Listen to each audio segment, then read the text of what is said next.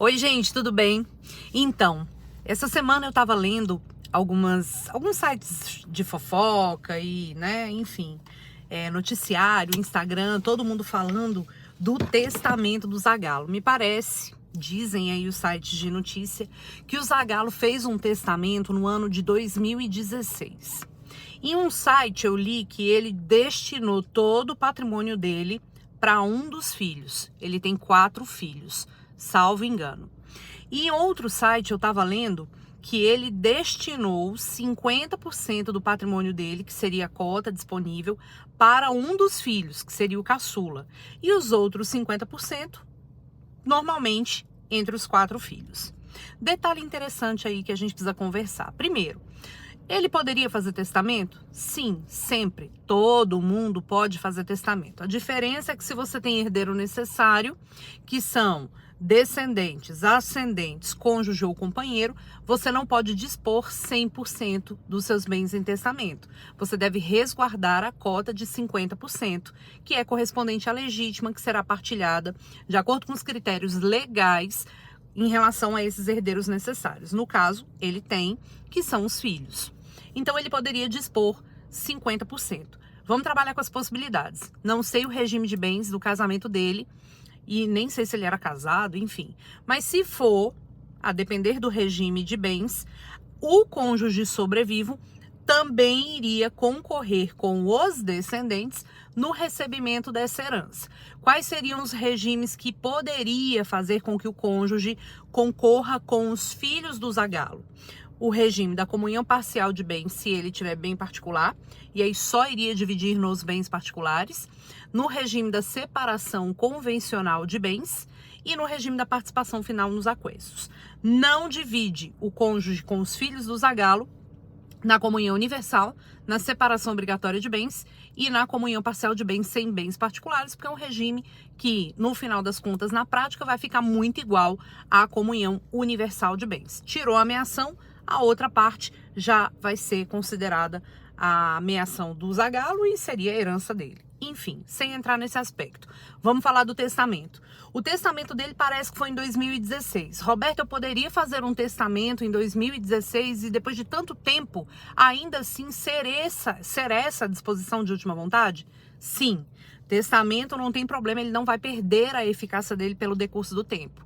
O testamento, ele perde a eficácia se você fizer outro testamento em cima dele, que não precisa ser exatamente igual ao testamento anterior. Por exemplo, eu fiz um testamento público em 2016 e hoje eu faço um testamento particular ou um testamento cerrado, enfim. E também se ele quisesse simplesmente revogar essa disposição de vontade. Ele poderia dispor 100% do testamento? Poderia, se não tivesse herdeiro necessário. Suponha que, tendo os outros filhos e ele tivesse colocado no testamento 100% dos bens dele para o filho caçula. Tá errado? Tá errado. Mas isso invalida todo o contexto do testamento? Não.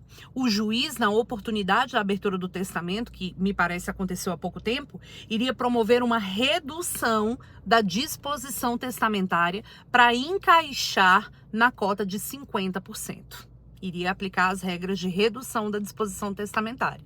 Seria diferente se eu tivesse feito um testamento dispondo 100% dos meus bens e eu não tenho o herdeiro necessário. Aí o herdeiro necessário surge depois, porque, por exemplo, eu posso ter um filho. E aí é caso de rompimento do testamento. É diferente. Então, nesse caso, se ele tivesse deixado 100% dos bens, reduz a cota para encaixar nos 50%.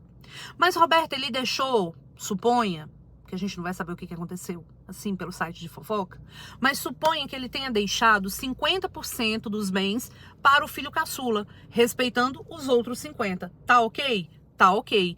De modo que, se a gente for pegar essa herança dele e dividir pelos 4 filhos, o filho caçula vai receber 50% e os outros 50% serão divididos entre os 4 filhos. Sem excluir o caçula, porque ele também é herdeiro necessário. E a parte disponível eu posso deixar para quem eu quiser. Roberto, ele poderia ter feito já no próprio testamento a disposição de como ele gostaria que ficasse a divisão entre os filhos? Poderia. Se ele respeitasse a regra da legítima, Poderia. E também poderia ele, porque parece que ele estava meio chateado, decepcionado com alguns filhos no testamento. Não sei se isso é verdade, apenas li no site de fofoca. E se ele quisesse excluir esses herdeiros do recebimento da herança, ele poderia?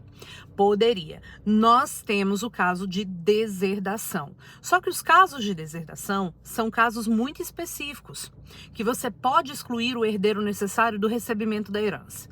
Estão lá no artigo 1961 a 1965, salvo engano, do Código Civil.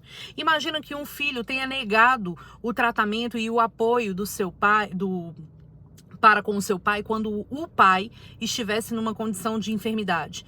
Poderia deserdar? Poderia. As causas de indignidade também, lá do 1814, supõem a possibilidade de deserdação também. Só que a deserdação é feita pelo próprio autor da herança em testamento, então ele poderia, lá no testamento que ele fez em 2016, deserdar o filho, só que ele tem que especificar a causa da deserdação, de acordo com os artigos que eu mencionei, 1961 a 1965, e quando da abertura do testamento, aliás, além de designar a cláusula de deserdação, ele deveria indicar as provas que comprovam o que ele está alegando, porque não basta só alegar. E quando da abertura do testamento, os demais herdeiros teriam que promover uma ação declaratória de deserdação, que deve ser promovida no prazo decadencial de 4 anos contados da abertura do testamento, que é quando a gente tem conhecimento do que consta neste testamento. Então é isso. A gente aproveita a fofoca para estudar, porque a gente vive o quê? O tempo todo estudando. E é isso. Espero que tenham gostado. Beijo. Tchau.